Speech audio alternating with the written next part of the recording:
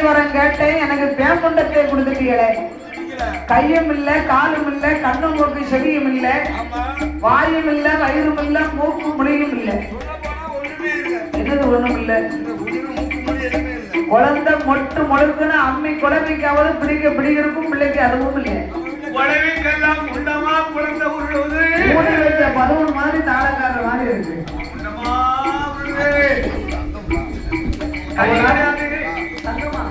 அப்படி சொல்லாதங்க.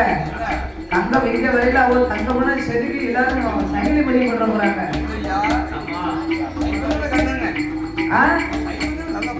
சர்வத்திர கண்ணா. ஆனால பிறந்த குழந்தைகளுக்கு கை கிடையாது, கால் கிடையாது, கண்ணு செய்யலாம் இல்ல, மூக்குக்கு இல்ல, மொழி இல்ல. ஏய் பார்வதி, குழந்தை வரம் கொடுக்கும் போது என்ன சொல்லி கொடுத்தேன்? நீ எப்படி கேட்ட? எண்ணி 8 நாளைக்குள்ள 10 மாதம் சென்று பிறக்கும் பிள்ளைய அரை குறைமா பிறக்க. நீ 8 நாளுக்குள்ள குழந்தை கேட்டா அப்படித்தானமா இருப்பான். ஆண்டவா உயிரை கொடுத்தா நான் வச்சுக்கிறது என்னென்ன பிள்ளை நீங்களே வச்சுக்கோங்க. ஆண்டவன் பார்த்தாரு உயிர் கொடுக்கணுமானா குழந்தைக்கு உருப்பிடிக்கணுமே.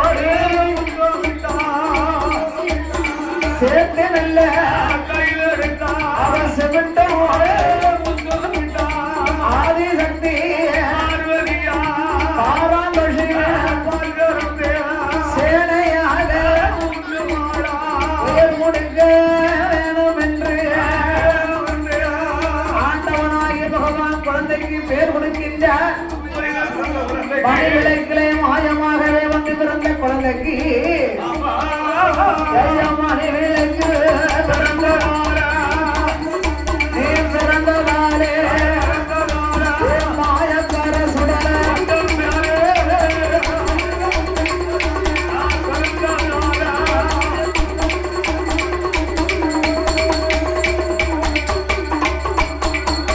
மூன்று முறையிலே பிறந்த குழந்தைக்கு ஆதி வராசக்தி ஆண்டவன் பிள்ளையா பிறந்தா நான் பேசியா பிறப்போம்னு சொன்னாலே.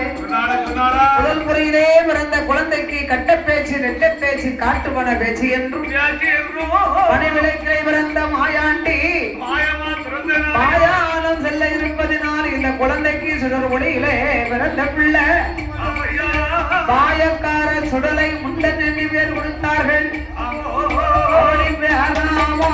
தான் கொடுத்து